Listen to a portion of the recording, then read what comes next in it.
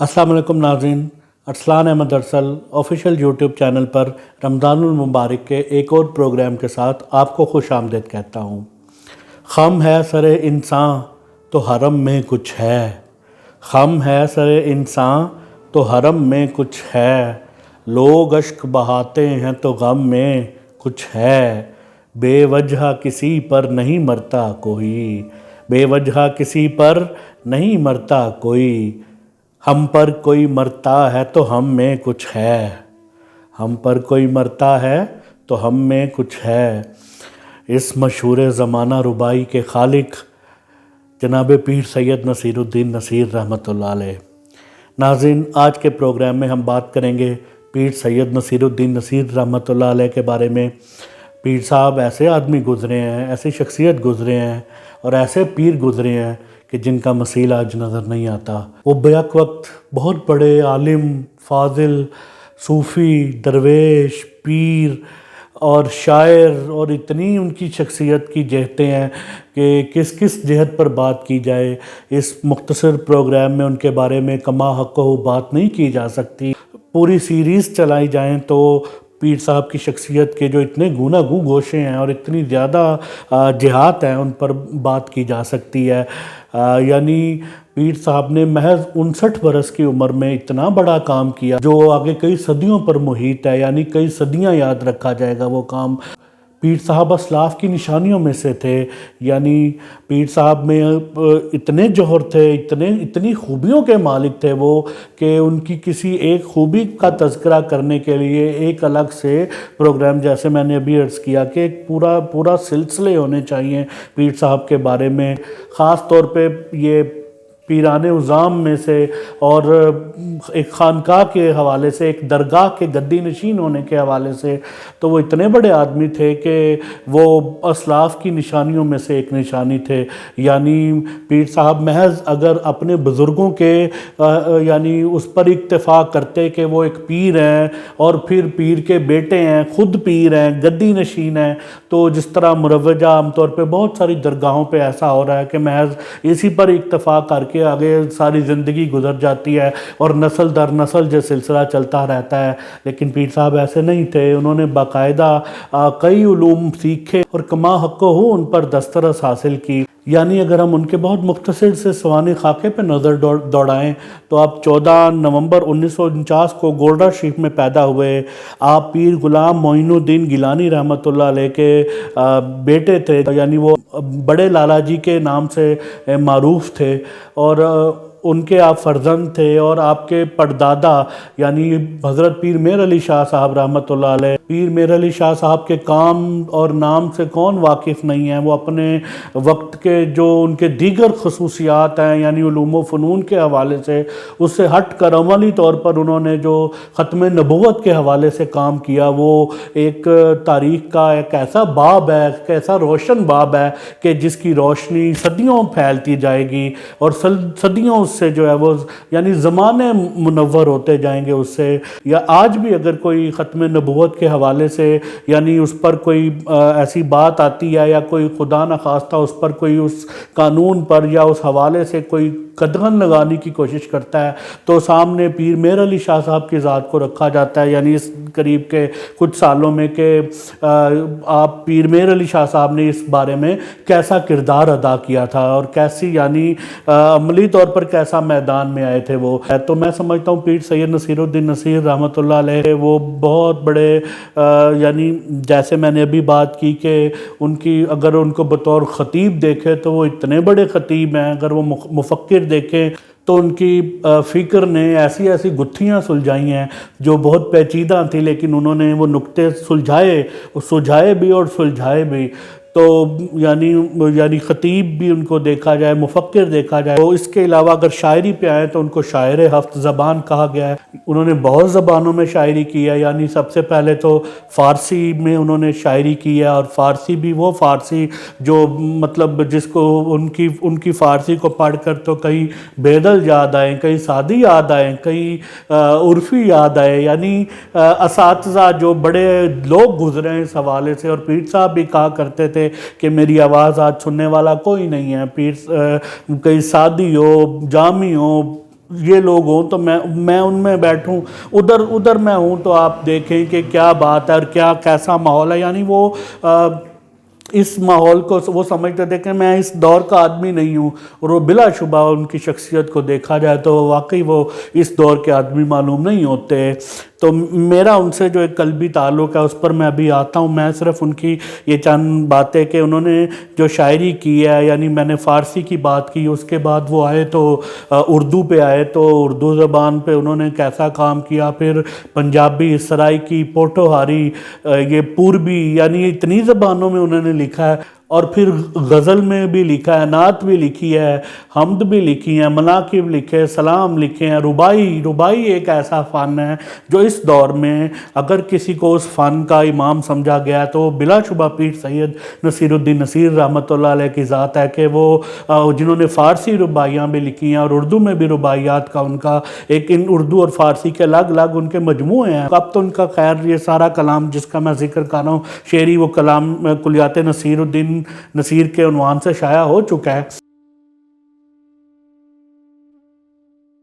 یعنی اب میں کچھ اس حوالے سے بات کرتا ہوں کہ ان کی شعری زندگی میں انہوں نے جن لوگوں سے اپنی مشاورت رکھی یا جن لوگوں سے وہ اپنے شعر کا مشورہ کرتے تھے اور ان کے مشورے کو صائب جان کر اس پر عمل کرتے تھے، تو ان میں سب سے پہلا نام حافظ مظہر الدین مظہر رحمۃ اللہ علیہ کا آتا ہے سامنے، کہ حافظ صاحب سے انہوں نے شعری طور پر باقاعدہ اصلاح لی. فارسی میں بھی حافظ صاحب کو انہوں نے اپنے شعر دکھائے اور ان سے اصلاح لی، اشعار کو درست کروایا. پھر اس کے بعد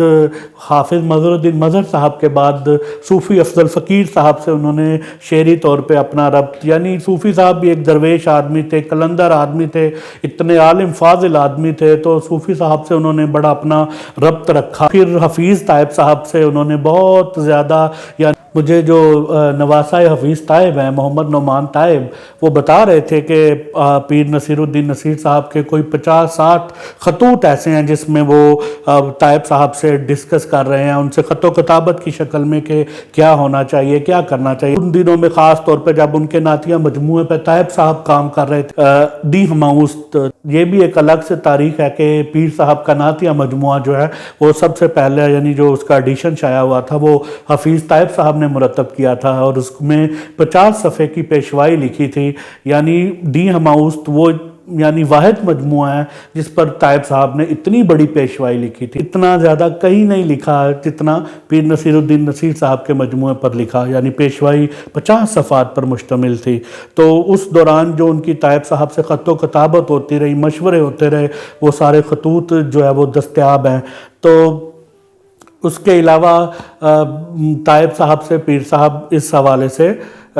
بہت مشاورت میں رہے. یہ خاص طور پہ میں نے جو 2 نام پہلے لیے، یعنی حافظ مظہر الدین مظہر رحمۃ اللہ علیہ، صوفی افضل فقیر رحمۃ اللہ علیہ، اور پھر حفیظ طائب رحمۃ اللہ علیہ. تو کچھ تاریخی باتیں ایسی ہیں جو شاید اس سے پہلے عوام الناس میں نہیں کی گئیں، کہ طائب صاحب کا اور پیر صاحب کا ایک اور ایسا تعلق ہے کہ ایک دفعہ حفیظ طائب صاحب نے ارادہ کیا نا، وہ آخری عرصے میں اس حوالے سے بہت یعنی بےتاب تھے کہ مجھے کسی کی بیعت کرنی ہے. تو ان کے ذہن میں 2 نام آئے. تو ایک نام ان کے ذہن میں آیا صوفی افضل فقیر صاحب کے حوالے سے کہ میں ان کی بیعت کرتا ہوں، تو لیکن وہ وہاں گئے نہیں. پیر نصیر الدین نصیر صاحب کے حوالے سے ان کے ذہن میں آیا کہ مجھے پیر صاحب کی بیعت کرنی ہے. تو وہ پھر اپنے کچھ دوست احباب جو یہاں لاہور کے تھے ان کے ساتھ گئے، گورڈا شریف گئے. تو آگے سے ان کے جو خدام تھے پیر صاحب کے، انہوں نے جا کے بتایا کہ باہر حفیظ طائب صاحب آئے ہیں. تو وہ پیر صاحب فوراً باہر آئے، تو انہوں نے آ کے طائب صاحب سے اس طرح یعنی ادب و احترام سے ملے اور اتنی محبت کا اظہار کیا. تو تو وہ کہنے لگے کہ اس طرح بیعت نہیں ہو سکتی، یعنی اب میں جن کے پاس بیعت کرنے کے لیے آیا ہوں وہ میرے ساتھ ایسے یعنی محبت سے پیش آ رہے ہیں. تو پھر وہ نہیں کی بیعت اور واپس آ گئے. تو میں یہ بات کر رہا ہوں کہ اب ایک واقعہ اور ہے جو میں بتا کر تو پھر میں کچھ پیر صاحب کی جو خاص ان کی جو فکر تھی دینی حوالے سے اور طریقت کے حوالے سے، جو میں اس خاص طور پہ تصوف کے حوالے سے تو میں اس کے مبتدیوں میں بھی شمار نہیں ہوتا، مجھے اس کی ابجد کا بھی پتہ نہیں ہے کہ وہ کیا ہے، تو لیکن میں یہ صرف بتانا چاہتا ہوں کہ حفیظ طیب صاحب ساری زندگی دو لوگوں کا ذکر کرتے رہے کہ میں ان کا احسان کبھی نہیں بھول سکتا، جن میں سے ایک پیر سید نصیر الدین نصیر رحمۃ اللہ علیہ کی ذات ہے۔ تو ہوا یوں کہ حفیظ طیب صاحب کی ایک بیٹی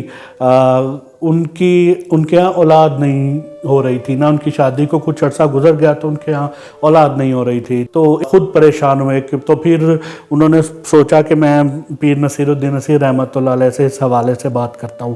تو پیر صاحب سے انہوں نے بات کی، پیر نصیر صاحب سے انہوں نے رابطہ کرنے کی کوشش کی، تو انہیں معلوم ہوا کہ ان دنوں وہ عمرے پہ تھے، تو پیر صاحب سے انہوں نے وہاں پہ بات کی اور یہ اس پریشانی کا ذکر کیا کہ یہ ہے تو آپ دعا کریں نا، تو پیر صاحب نے انہیں یعنی تسلی دی، دلاسا دی اور فون بند کیا نا۔ تو پھر کچھ دیر بعد پیر صاحب نے طیب صاحب کو ٹیلی فون کیا مدینہ منورہ سے اور بتایا کہ اس طرح میں نے دعا کی ہے دربار رسالت میں، تو دو بیٹے عطا ہوئے ہیں، تو ایک کا نام یہ رکھنا ہے اور ایک کا نام یہ رکھنا ہے۔ تو پھر ایسا ہی ہوا، ان کے ہاں بعد میں اولاد ہوئی، دو بیٹے ہوئے اور ان کا نام وہی رکھا گیا جو پیر صاحب نے بتایا تھا۔ تو ساری زندگی پھر وہ طیب صاحب کے داماد جو ہیں وہ گولڈا شریف جاتے رہے اور ساری زندگی طیب صاحب کہتے رہے کہ میں پیر سید نصیر الدین نصیر رحمۃ اللہ علیہ کا یہ احسان کبھی نہیں بھول سکتا۔ تو یہ کچھ ایسی، یہ اس لیے میں نے کچھ ایسی باتیں کی کہ یہ بڑی یادگار تاریخ ہے ایک، تو اس کا ذکر ہونا چاہیے۔ بنیادی طور پہ پیر صاحب کی جو شخصیت ہے علمی حوالے سے، ساری زندگی پیر صاحب نے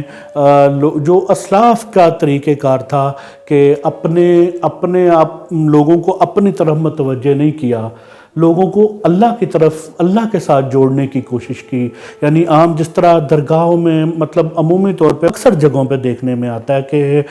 بہت زیادہ جو اس کو میں بہت عرف عام میں کہوں کہ اپنی جانب مائل نہیں کرنے کی کوشش کی۔ پیر صاحب نے توحید کا بہت درس دیا، خاص طور پہ جو ایک یعنی نبی کریم صلی اللہ علیہ وسلم کی تعلیمات تھیں اور ان کے بعد اولیاء اللہ کی تعلیمات تھیں کہ آپ لوگوں کو اللہ کے ساتھ جوڑیں، اللہ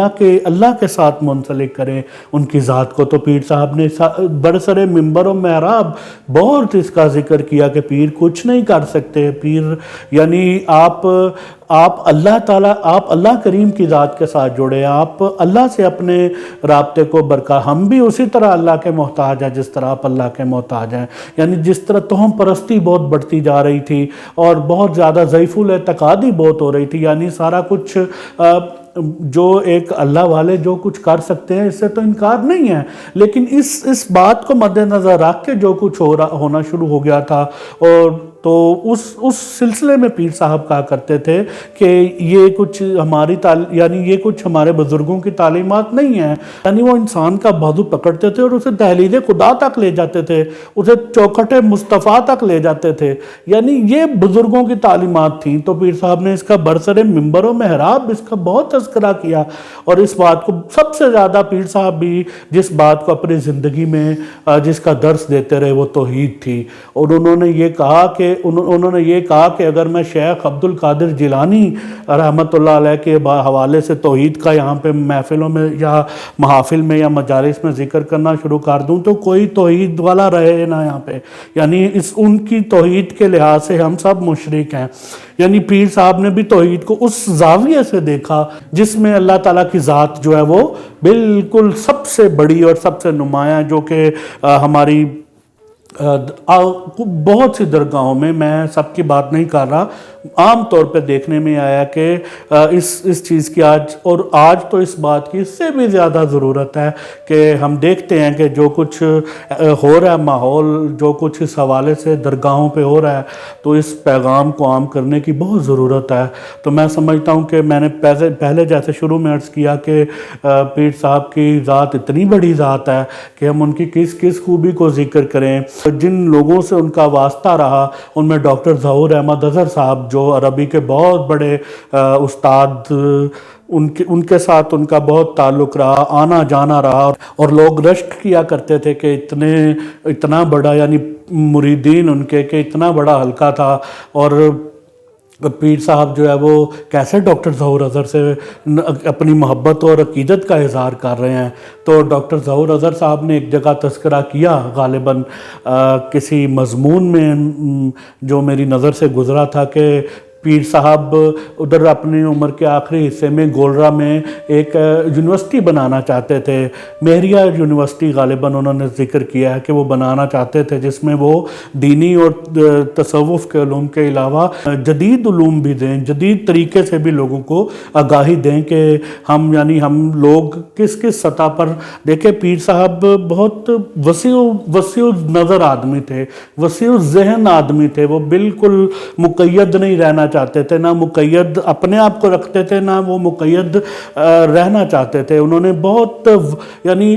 بڑے ظرف کے ساتھ دیکھا ہر چیز کو۔ ایسے لوگ صدیوں میں پیدا ہوتے ہیں، ایسے لوگ یعنی پیر صاحب سے پہلے کئی صدیاں گزری ہوں گی، اور پیر صاحب کے بعد کتنی صدیاں اب ایسے شخص کا انتظار کریں گی کہ کوئی آئے جو یہ سارا کچھ جس کی میں بات کر رہا ہوں یہ سارا کچھ ہو۔ اور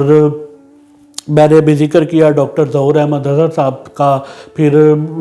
بہت سارے ایسے لوگ تھے ان کے دور کے جن سے پیر صاحب کا بہت علمی اور